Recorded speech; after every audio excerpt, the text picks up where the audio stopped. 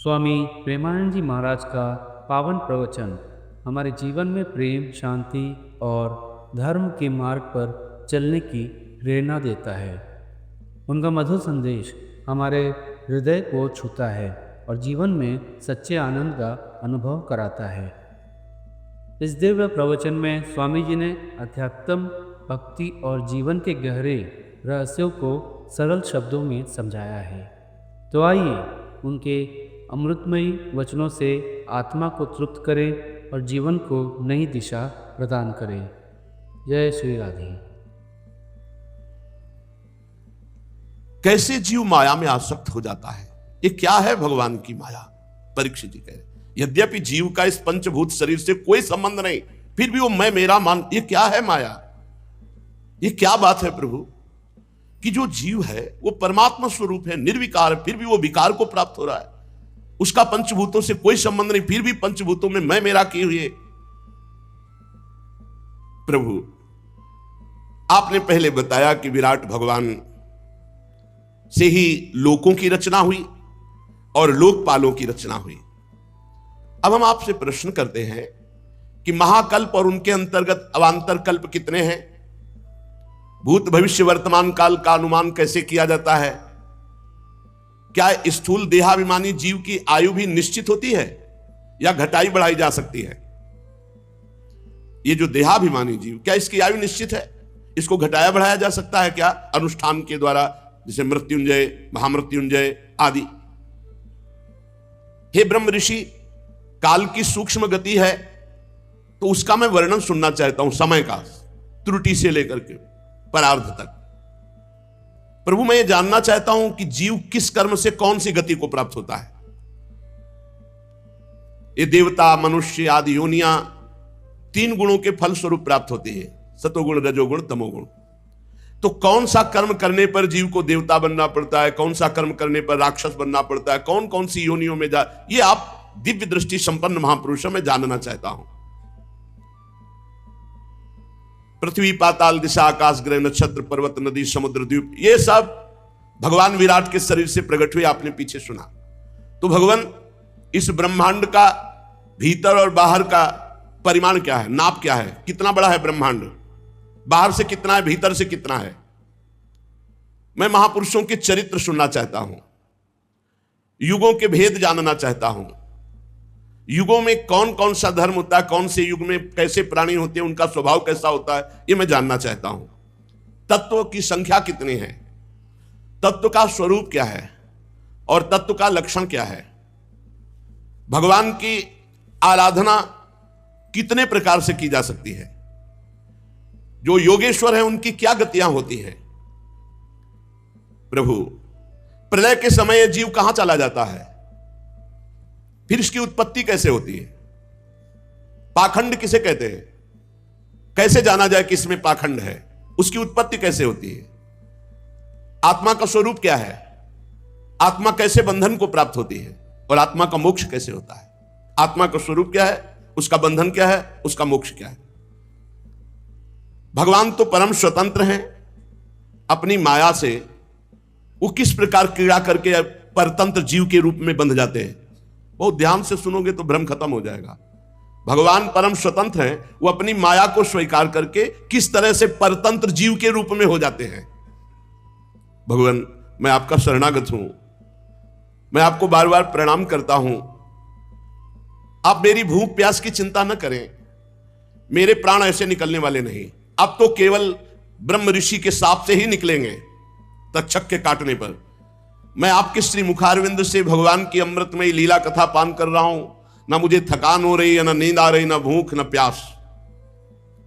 शौनकादि ऋषियों, जब राजा परीक्षित ने संतों की सभा में भगवान की लीला कथा सुनाने के लिए इस प्रकार प्रार्थना की, तब भगवान सुखदेव जी बड़े प्रसन्न हुए और भगवान श्री सुखदेव जी ने कहा, परीक्षित, जैसे स्वप्न में देखे जाने वाले पदार्थों के साथ स्वप्न देखने वाले का कोई संबंध नहीं था, न है, न रहेगा, सब झूठा स्वप्न, ठीक ऐसे ही जागृत अवस्था में ये देह के संबंधी भोग और देह के रिश्ते नाते ना थे, ना रहेंगे, और ना है वर्तमान में, केवल अज्ञान के कारण। जैसे स्वप्न देखता हुआ पुरुष अच्छा या बुरा, दुख या सुख का अनुभव करता है, जगह तो कुछ नहीं, ऐसे ही जब ज्ञान होगा तो ये सब कुछ नहीं है। अनुभव स्वरूप आत्मा माया के बिना दृश्य पदार्थों को कैसे देख सकती है? ये माया का स्वरूप हुआ कि मैं अपने स्वरूप को भूलकर देह भाव से और ये सब रिश्ते नाते भोग आदि में फंस गया। यह मैं हूं, यह मेरा है, वो ऐसा मानने लगा। जब ये गुणों से क्षुब्ध होकर मोह उत्पन्न करने वाली माया के अधीन हो गया और मोह से युक्त होकर माया में रमण करने लगा, तब वह आत्मा मैं और मेरा में फंस करके दुर्गति को प्राप्त हो गया। यद्यपि वह अविनाशी अमल चैतन्य घन आनंद स्वरूप, वह कौन? तत्त्वमसि, त्वम आसी, तुम ही हो वो जिसे वह करके संबोधन किया जा रहा है। वो तत् माने वह जिसे तुम, त्वम आसी, तुम ही हो, तत्त्वमसि, तुम अपने को भूल गए हो और देह भाव में आ गए हो। भगवान ब्रह्मा जी जब प्रकट हुए उनको भी ज्ञान नहीं था। आदि गुरु तीनों लोकों के जब कमल पर बैठे तो कोई ज्ञान उनके अंदर नहीं था। बिल्कुल ध्यान से सुनो, ना सृष्टि प्रकट करने का, ना मैं ना तू, कोई ज्ञान नहीं। तब उन्होंने ज्ञान दृष्टि प्राप्त कर, मैं कौन हूं, ये कमल कौन है, मेरा उद्देश्य क्या है, मेरा कर्तव्य क्या है, इस प्रकार उनके अंदर चिंतन प्रारंभ हुआ। ये ज्ञान की प्रथम भूमिका है। जब प्रश्न उदय होता है, मैं कौन हूं, मेरा कर्तव्य क्या है, ये जगत क्या है, ये संबंध क्या है, यही से मार्ग निकलता है, इसे भगवत मार्ग प्रकट होता है। मेरा कौन है, मेरा उद्देश्य क्या है, मेरे जितने कहने वाले तो सम्मरण धर्मा है, फिर मेरा कौन है, मैं किस लिए आया हूं इस मृत्यु लोक में। ये जब किसी की परमार्थ यात्रा प्रारंभ होती तो इन्हीं प्रश्नों से होती है। ब्रह्मा जी के अंदर ये प्रश्न उत्पन्न हुए। उसी समय महान समुद्र से एक आवाज आई, व्यंजन का 16वां अक्षर और 21वां अक्षर, आ प त प, 3 बार, तप करो तप करो तप करो। ब्रह्मा जी ने वक्ता को चारों ओर देखने के लिए ऐसे किया तो 4 मुख हो गए। कहां से आवाज आई? पर आवाज किससे आई ये नहीं जान पाए। पर उन्होंने कहा कि मुझे आज्ञा हुई है कि तप करो, इसलिए मैं अपने मन को तपस्या में लगाता हूं। ब्रह्मा जी त्रिभुवन के सबसे बड़े तपस्वी हैं, प्रथम तपस्वी हैं। घोर तपस्या की 1000 दिव्य वर्ष पर्यंत चित्त को एकाग्र करके, प्राणों को रोक करके, मन को संयम में करके, कर्मेंद्रिय ज्ञानेंद्रियों को वश में करके ऐसी तपस्या की कि अमोघ ज्ञान प्रकट हो गया। 1000 दिव्य वर्ष तक मन को एकाग्र, प्राणों को रोक लिया, चित्त को एकाग्र, कर्मेंद्रिय और ज्ञानेंद्रियों को वश में करके 1000 दिव्य वर्ष तक तपस्या की।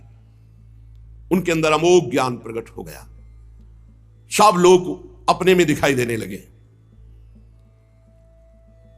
भगवान प्रसन्न हुए तपस्या से, तो ब्रह्मा जी की दृष्टि में दिखाई देने लगा भगवान का दिव्य धाम। तस्मै स्वलोकम भगवान सभाजितः संदर्शयामास परम नयत परम। भगवान का स्वधाम ब्रह्मा जी के दिव्य नेत्रों के सामने प्रकाशित हुआ। इससे परे कोई लोक नहीं।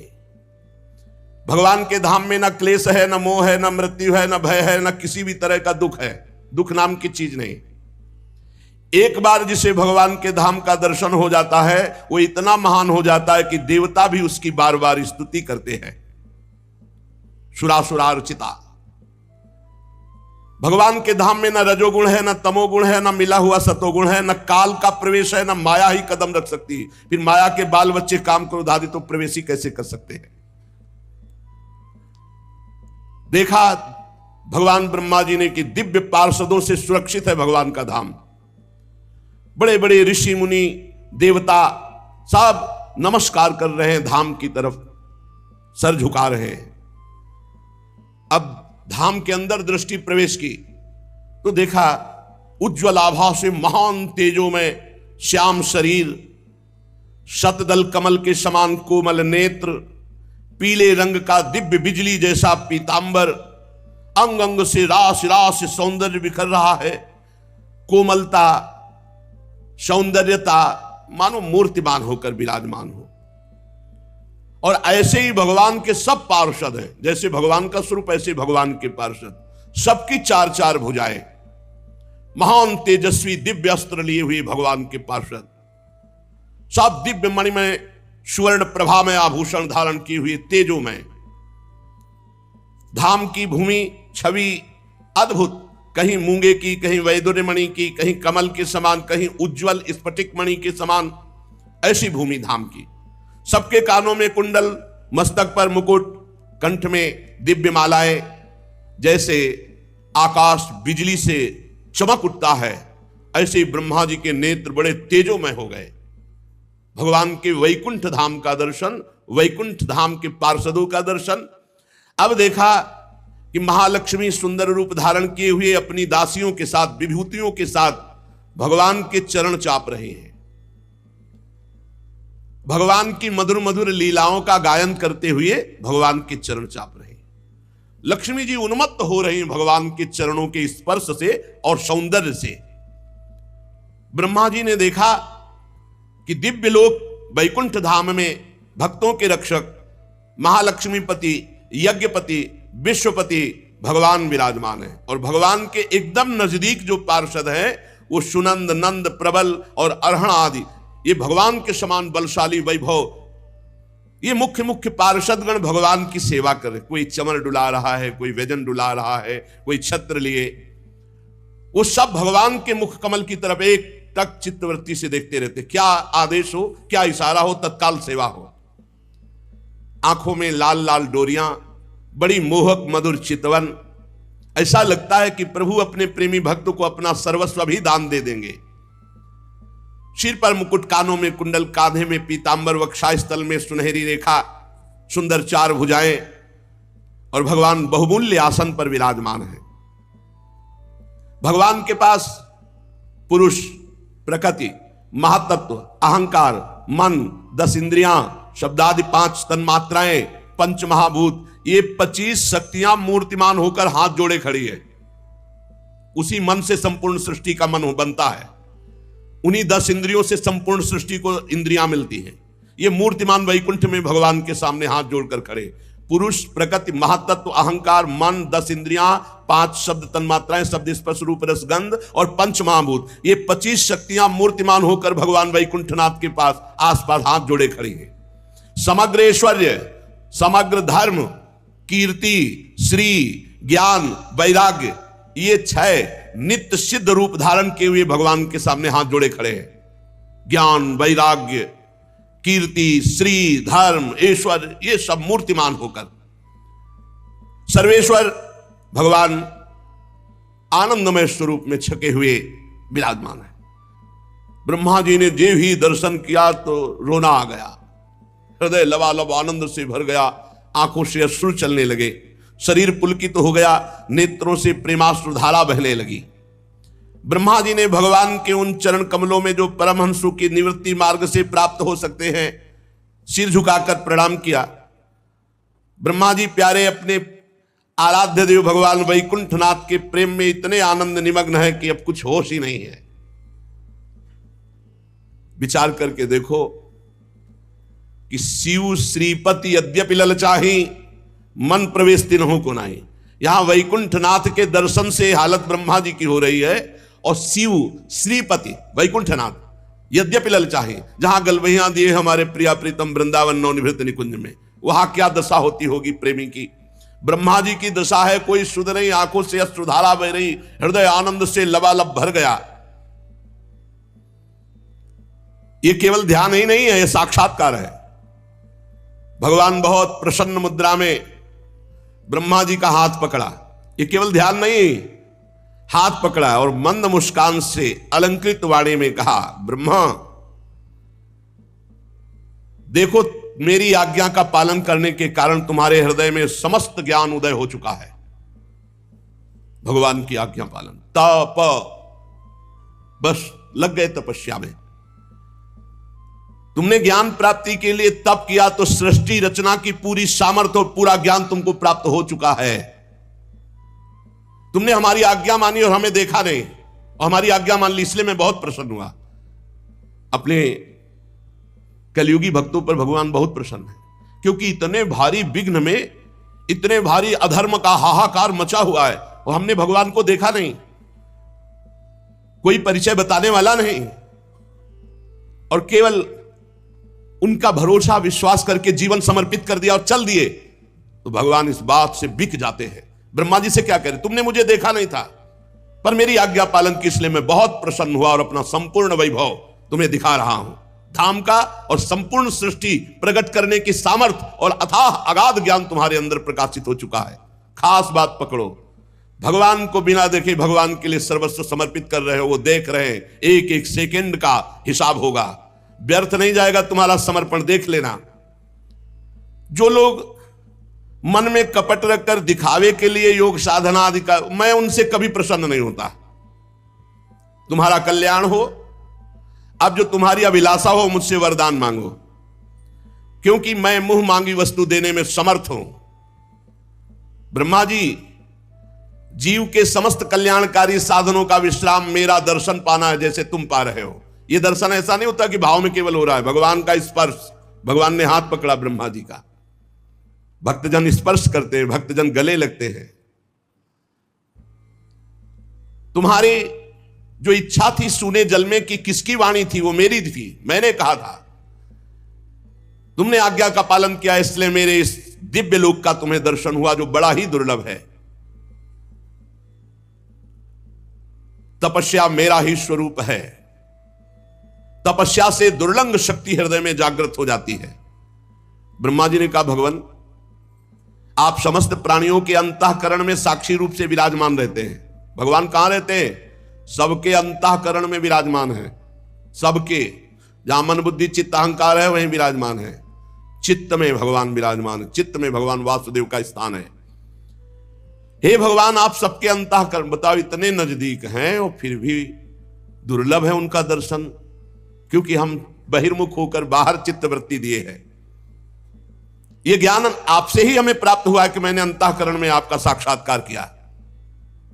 नाथ, आपने कहा कि वरदान मांगो, तो मैं आपकी कृपा से आपके निर्गुण रूप और सगुण रूप दोनों का ज्ञान तो पहले ही प्राप्त कर चुका हूं।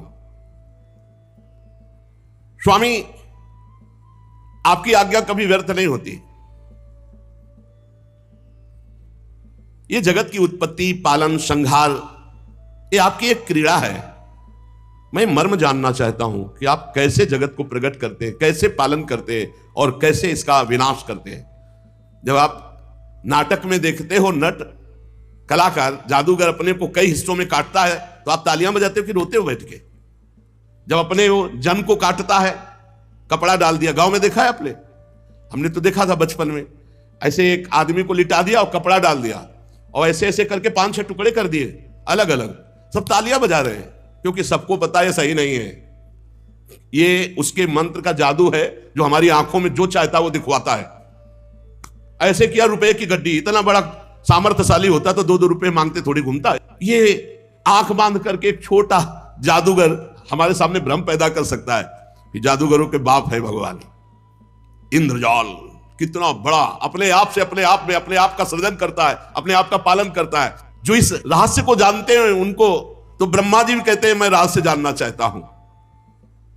भगवान, आपकी आज्ञा है कि मैं सजग होकर सृष्टि रचना करूं और रचना के अभिमान में ना बनूं, तो प्रभु ऐसा कैसे हो सकता है? कर्तृत्व भाव आ ही सकता है। नाथ, आपने वरदान मांगने की बात कही, तो मुझे वो ज्ञान दीजिए जिससे मैं सृष्टि रचूं और उसके कर्ता भाव में ना हूं, कभी अभिमान ना हो जाए, सावधानी पूर्वक केवल आपकी आज्ञा का पालन करूं। बहुत सुंदर भगवान ने ज्ञान दिया है, अगर समझ जाओगे तो आप भी निहाल हो जाओगे। बहुत बड़ा नहीं है, 4 श्लोक में ज्ञान दिया है, अब उसे पकड़ लेना। भगवान कह रहे हैं, ज्ञानम परमम गुह्यम में यद विज्ञान समन्वितम सरहस्यम तदंगम च गृहाण गदितम मया। ब्रह्मा जी, तुम मेरे भक्त हो, मेरी आज्ञा का पालन करते हो, इसलिए मैं अत्यंत गोपनीय अपने स्वरूप का ज्ञान मैं तुम्हें दे रहा हूं, तुम इसे ग्रहण करो। ये ज्ञान बड़ा गोपनीय है, मेरी कृपा से ही ये केवल ज्ञान होता है, पढ़ने लिखने से नहीं होता, किसी साधना से नहीं होता, मेरी कृपा से होता है। अब जो ज्ञान दे रहे हैं उसे सुन लो, इसे बैठा लेना। गुरु कृपा से बचपन में जब चले थे उसी समय ये बात बैठ गई थी दिमाग में। तो उसकी शुरुआत जैसे बच्चा थे उसी भाव से हुई थी। कुत्ते को देखते थे इसमें भगवान है, कुत्ता भगवान कैसे हो सकता है यार, ऊपर का खोल कुत्ता है, अंदर तो भगवान है ना इसमें। ऐसे शुरू किए थे। नजदीक आएगा तो डंडा तो मारेंगे ही, तो डंडे में भी तो भगवान है। बहुत लड़ाई लड़नी पड़ी थी। अब उस समय उत्तम ज्ञान तो था, पर उसकी शुरुआत उस शुरुआत में ही बड़ा आनंद प्रारंभ होने लगा था। ब्रह्मा जी को भगवान कहे अहमेवा समेवाग्रे नान्यद यत् सद सत्परम पश्चादहम यदे तच्च यो वशिष्येत सोष्म्यहम ऋतेर्थम यत् प्रतीयेत न प्रतीयेत चात्मनि तद्विद्यादात्मनो मायाम यथा भासो यथा तमः यथा महन्ति भूतानि भूतेषु चावचेष्वनु प्रविष्टान्य प्रविष्टानि तथा ते सुनतेष्वहम् एतावदेव जिज्ञासं तत्व जिज्ञासुनात्मनः अन्वय व्यतिरेकाभ्याम यत् स्यात् सर्वत्र सर्वदा एतन्मतं समातिष्ठ परमेण समाधिना भवान कल्प विकल्पेषु न विमुह्यति करहिचित्। भाव सुनो, ब्रह्मा जी जब तुम भी पैदा नहीं हुए थे तो केवल मैं ही था। सृष्टि के पूर्व में केवल मैं में कुछ नहीं जुड़ा था, केवल मैं। मेरे अतिरिक्त ना स्थूल था, ना सूक्ष्म था, ना कारण था, ना अज्ञान था, ना माया, कुछ नहीं, मैं ही मैं। जब सृष्टि नहीं रहेगी तो मैं ही मैं।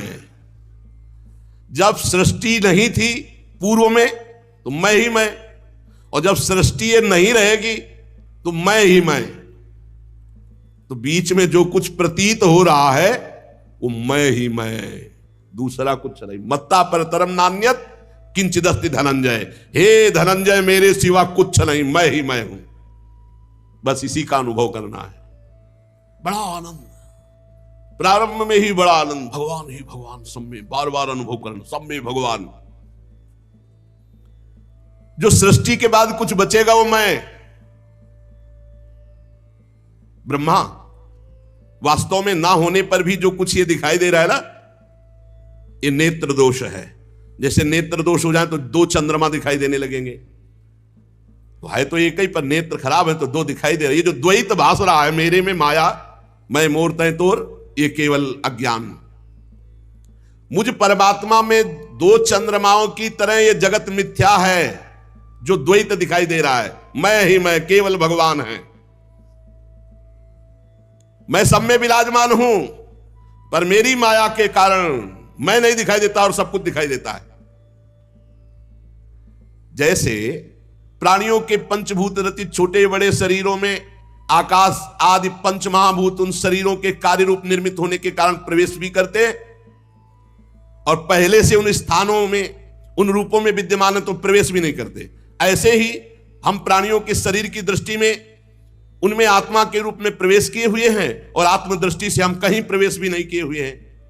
ये शरीर में जैसे पंचभूतों से बना है, अब कहा जाए इनमें पंचभूत प्रवेश नहीं करते, तो प्रवेश क्या करेंगे? वो पंचभूत से बना हुआ है। तो बोले इस जगत में भगवान प्रवेश नहीं करते। प्रवेश क्या करते? भगवान ही बने हुए हैं जगत। बात को समझो। प्रविष्टान्य प्रविष्टानि तथा तेषु न तेषु अहम्। वे मेरे में नहीं, मैं उनमें नहीं हूं। क्यों? क्योंकि मैं ही मैं हूं।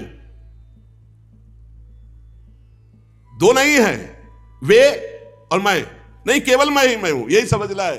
भगवान कह रहे यथा महन्ति भूतानि भूतेषु च वचेष्वनु प्रविष्टान्य प्रविष्टानि तथा तेषु न तेषु अहम्। कह रहे हैं वो मेरे में नहीं और मैं उनमें नहीं हूं, क्योंकि उनमें और मेरे में ये दो शब्द नहीं है, केवल मैं ही मैं हूं। पहले बता चुके हैं, मैं ही मैं हूं। तो मैं में क्या प्रवेश करे? जल जब बर्फ रूप हुआ तो उसमें जल ही जल है और कुछ नहीं है। तो भगवान जब जगत रूप भले तो केवल भगवान ही भगवान है, कुछ नहीं है। वही त्रिगुण है, वही पंचभूत है, वही 10 इंद्रियां हैं, वही चतुर्थ अंतःकरण है, वही सब कुछ बने हुए हैं। हो गया ज्ञान, इसी से जीवन मुक्त हो जाता है। ये अनुभव की बात है, ये अनुभव में पूरा जीवन लगता है, पूरा जीवन भगवान ही भगवान, भगवान ही, मुक्त हो गए, कुछ नहीं है, केवल भगवान। एक भगवान अनेक रूपों में, अनेक को एक में समेट ले, वही साथ। स्वामी प्रेमानंद जी महाराज के इस मधुर प्रवचन से हमें जीवन में सच्चे धर्म और प्रेम का मार्ग अपनाने की प्रेरणा मिली। उनके अमृतमय वचनों से हमें आत्मा की शुद्धि और शांति का अनुभव हुआ। यदि आपको यह प्रवचन पसंद आया हो तो कृपया वीडियो को लाइक करें, साझा करें और चैनल को सब्सक्राइब करें।